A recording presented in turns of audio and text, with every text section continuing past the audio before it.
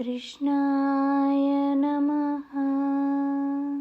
अस्मिन् परात्मननुपात्मकल्पे त्वमित्थमुत्थापितपद्मयोनिः अनन्तभूमा मम रोगराशिं నిరుంధివాతాలయవాస విష్ణు.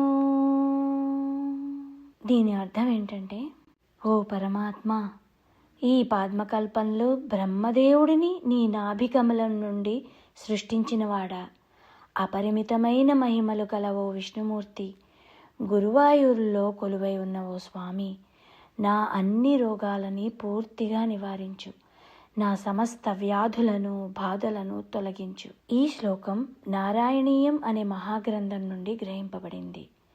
నారాయణీయం మొత్తం 100 దశకాలు కలిగిన పవిత్ర గ్రంథం. ఆ 100 దశకాలలో 8వ దశకంలోని 13వ శ్లోకమే ఈ శ్లోకం. ఈ శ్లోకానికి ఒక విశేషమైన మహిమ కూడా ఉంది. ప్రత్యేకంగా చంద్రశేఖరేంద్ర సరస్వతి మహాస్వాములు, శ్రీ కంచి పరమాచార్యులు, ఆ మహాపెరివ ఈ శ్లోక విశిష్టతను, దీని మహిమను అనేక సందర్భాల్లో భక్తులకు బోధించారు.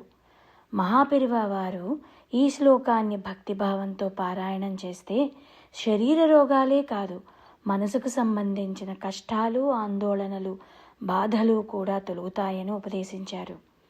ఈ శ్లోకంలో భగవంతుణ్ణి నా రోగరాశిని నివారించు అని ప్రార్థించడం కేవలం శారీరక వ్యాధుల నివారణకే కాకుండా అజ్ఞానం, అహంకారం, కర్మబంధం వంటి అంతఃకరణ రోగాల నివారణకు కూడా ఇది వర్తిస్తుంది. అందువల్లే ఈ శ్లోకం భక్తులలో ఎంతో ప్రాచుర్యం పొందింది.